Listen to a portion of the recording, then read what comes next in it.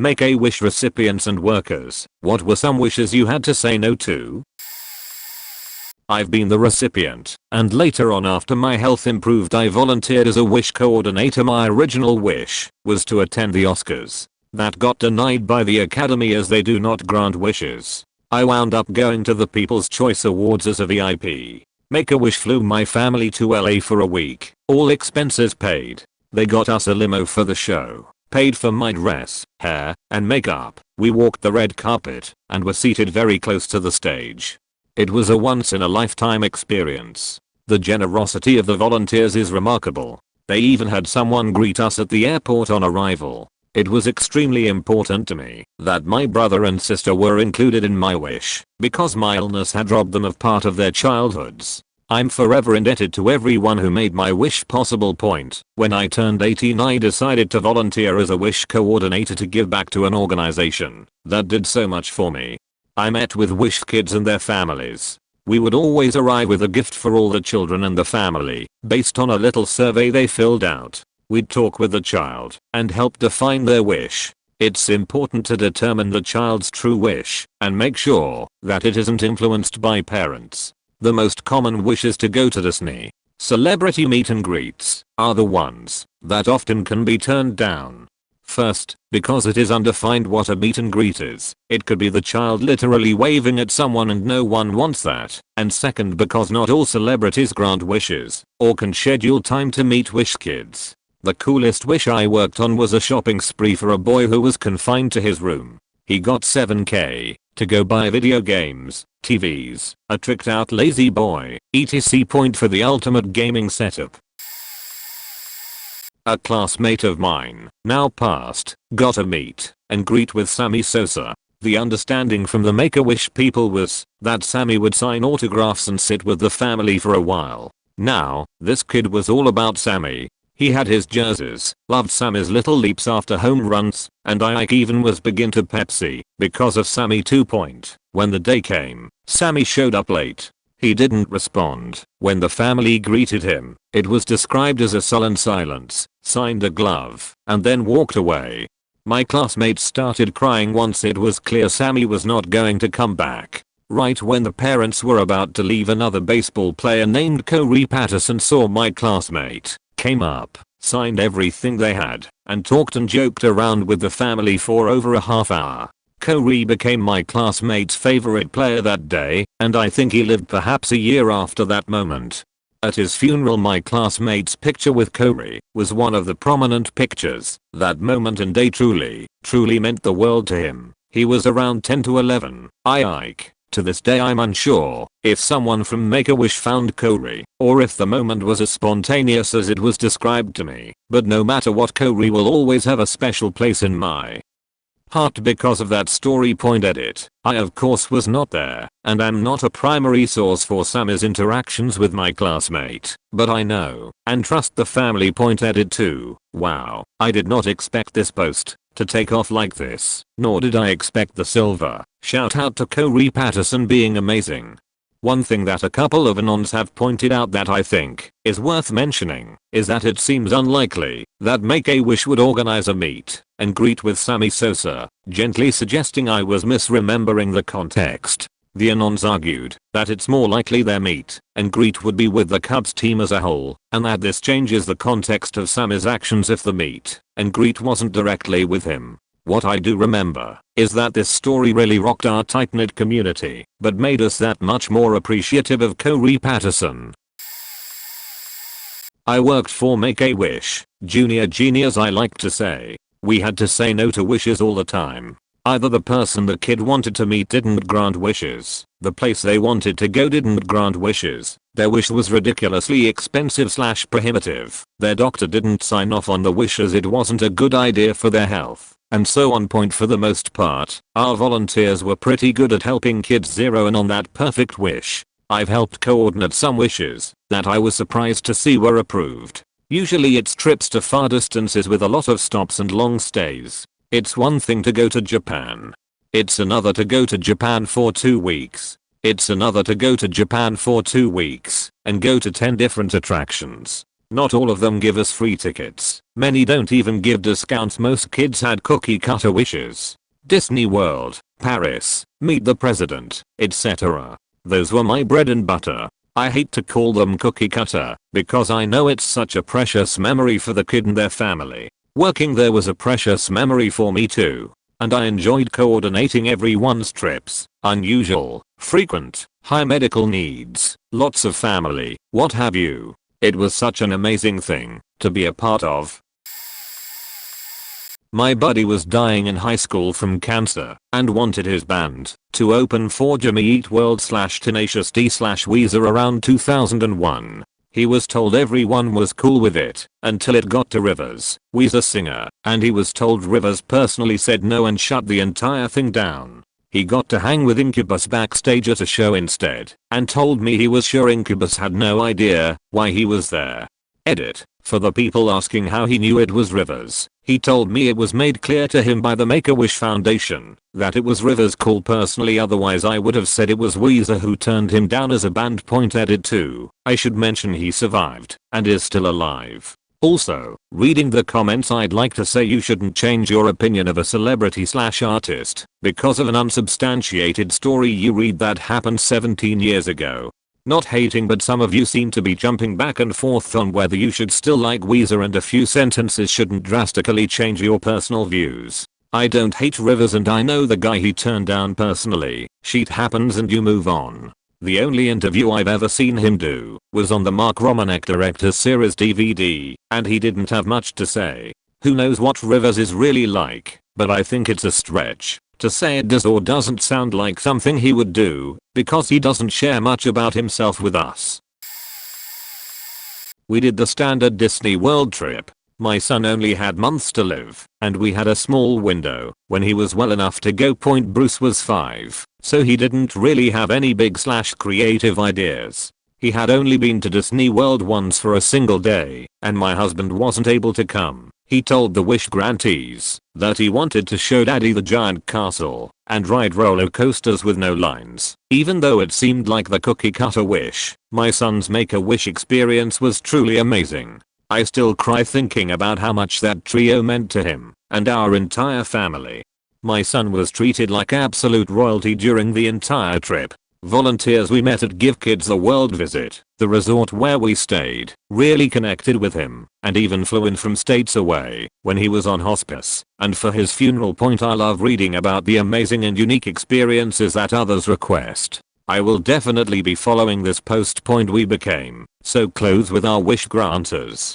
Those people are truly angels in this earth. I'm so thankful to everyone involved in Make-A-Wish, donors, volunteers, everyone. This organization made such a huge impact on our lives, and we made memories that our family will cherish forever.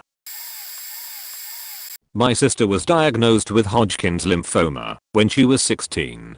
I was 13 and my younger brothers were 10 and 7. She chose a wish for the whole family.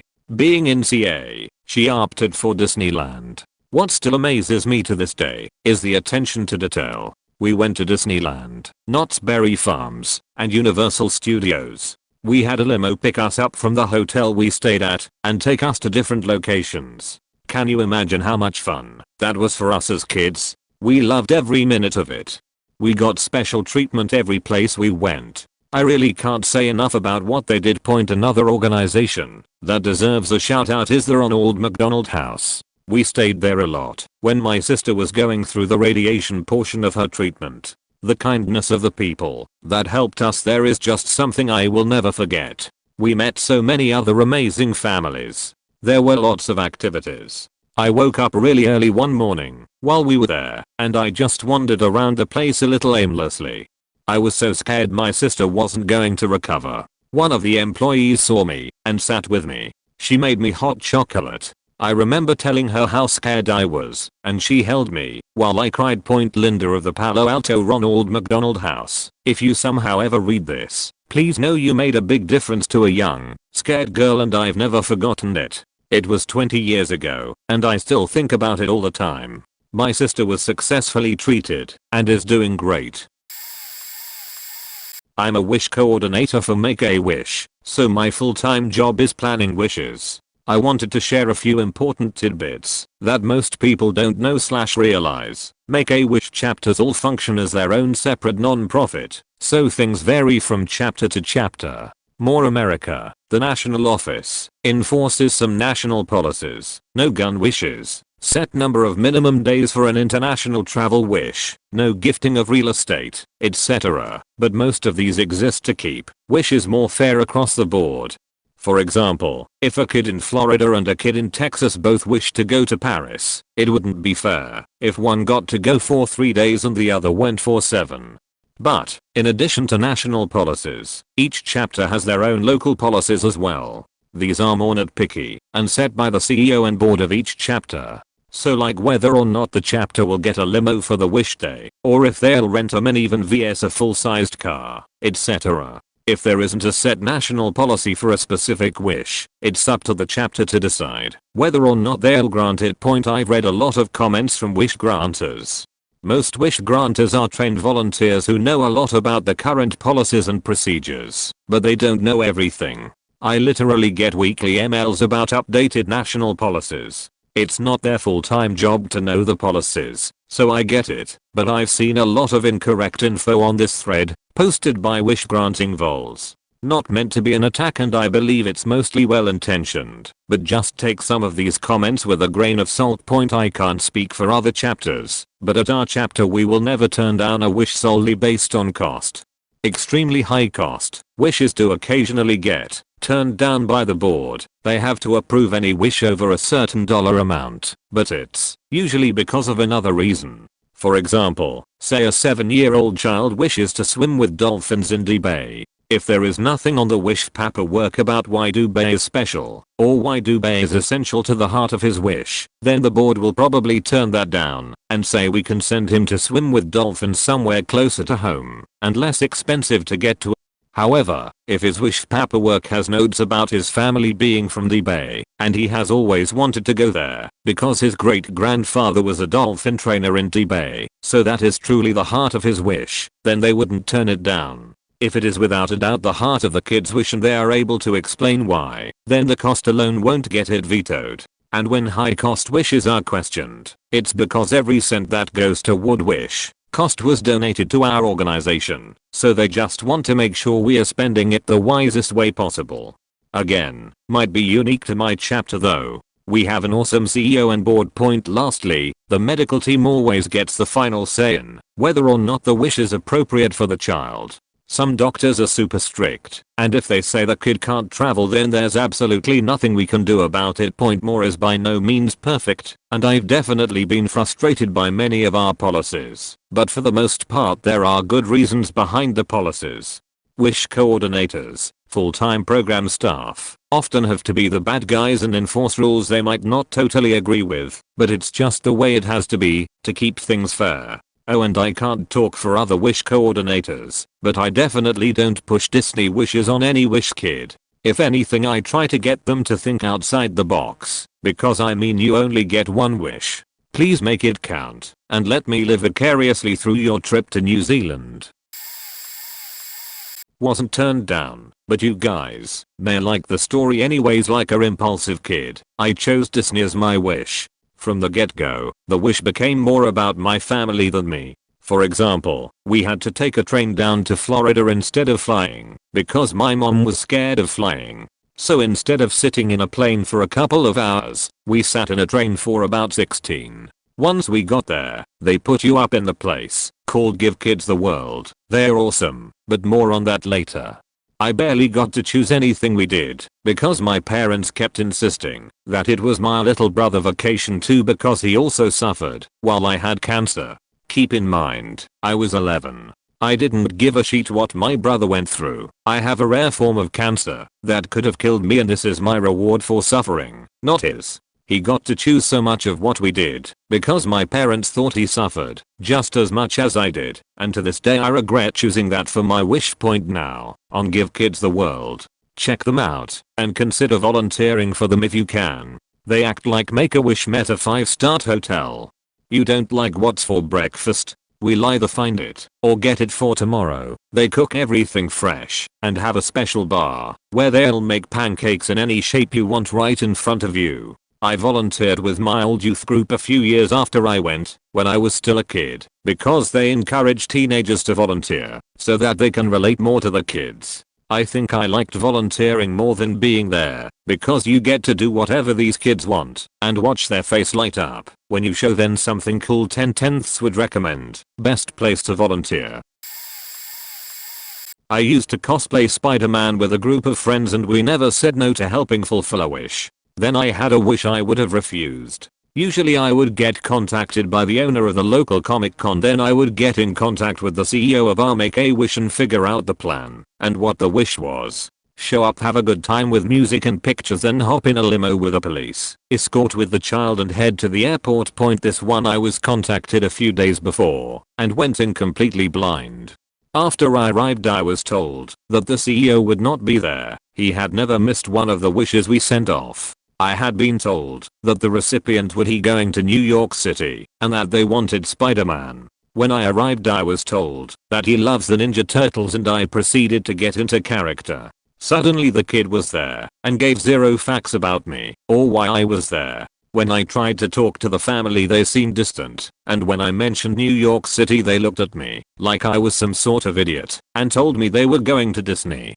Embarrassed I looked over at the kid, who had been playing the arcade cabinet in the corner for about 15 minutes. The wish giver then asked me to fix theirs bucks and continued to break my character. Took the cringiest picture ever and was told I should go change as they hop in the limo. I honestly haven't done a wish since and got pretty out of cosplaying shape. This also led to me not getting a single invite/request since. I'm not a more recipient, but my older sister is. She was never supposed to live. The doctors told my mother to abort her. This was after she already suffered 2 miscarriages. My sister was born with an enlarged liver and spleen and Turner syndrome. When she was 10 more came and asked her what she wanted most in life. She replied she wanted to go to Georgia to see our aunt and uncle, which we did every summer. So they asked, what about Disney? We stayed at the Give Kids a World Village. I was 8 at the time and still remember everything. We got Pinocchio hats, outfits, stuffed animals. I received a huge orca because I was a Free Willy fan, and at the park itself, they treated my sister, me, mom, and dad like royalty. But the village, the volunteers there go above and beyond. I remember there was this room with a tree and the ceiling was lit up with tiny lights for stars and painted to look like the night sky. Every wish kid got to sign a gold star and put their name in the sky so they would always be remembered there. I remember my mom crying so hard when my sister did hers. I didn't get it at the time. I also remember there was a local Make-A-Wish group. I grew up in a little town outside of Pittsburgh, PA, and they were always doing things for wish kids. Parties at the zoo, Christmas get-togethers that would top an Oscar party, huge Halloween parties, but I also remembered at every party, there was a big projector screen that showed kids' pictures. I always thought, well, why isn't my sister's picture up there? She's just as important. I much later found out from my mom that these were all the wish kids who passed. Cue the tears. So I have cystic fibrosis, and when I was around 17 they offered me a wish. A little background, but I hated being treated differently, and I still do. I tried my hardest to just be normal and appear to be a normal kid. I mean, don't get me wrong, I did my health stuff and was well taken care of, but unless there was something actively wrong I tried just being an average guy. Now, honestly, I was also a little offended by the offer.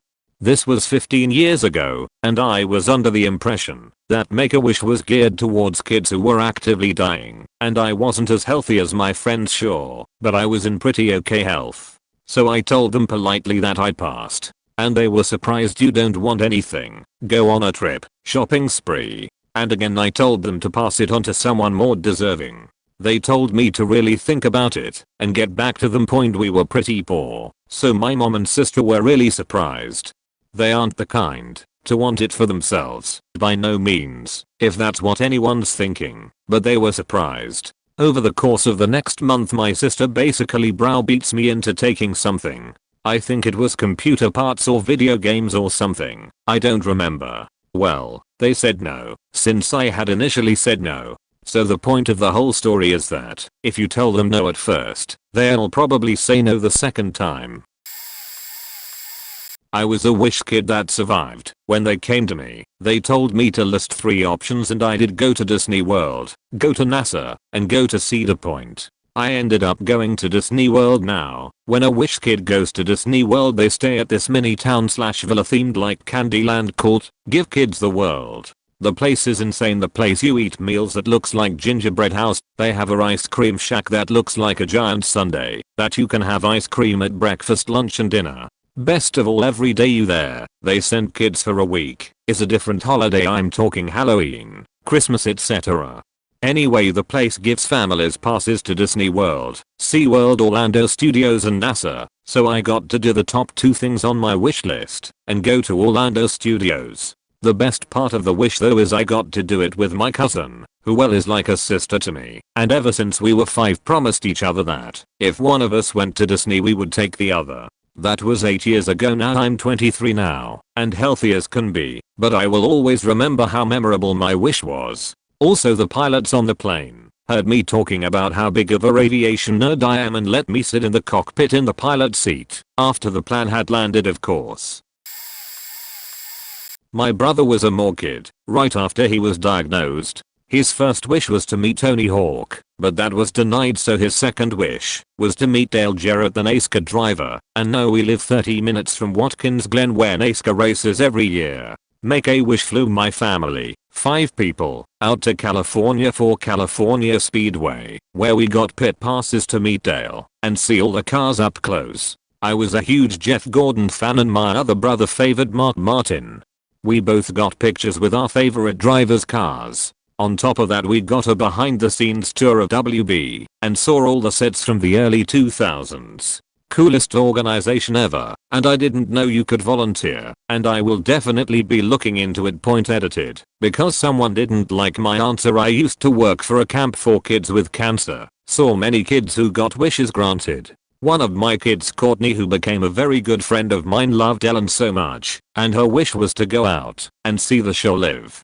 When she made the wish, Ellen had already fulfilled as many wishes as she could for the season she was filling, so Courtney would have had to wait about a year to go. Instead, she changed her wish to go to Disney for her little brothers. About a month after her wish was fulfilled at Disney, the local news did a special report on Courtney and about her desire to go to Ellen, that she got noticed, and Ellen flew her out and gave her own segment. My apologies, yet I'm not a Make-A-Wish worker. I just figured this would be the best place to post this without getting hated on / trolled. My friend who had cancer and so was allowed to make a wish decided to go on a cruise. My apologies for not being able to remember where. Sadly, about 2 years later he passed away from cancer. Even though I'm 14, I cried and cried when I found out.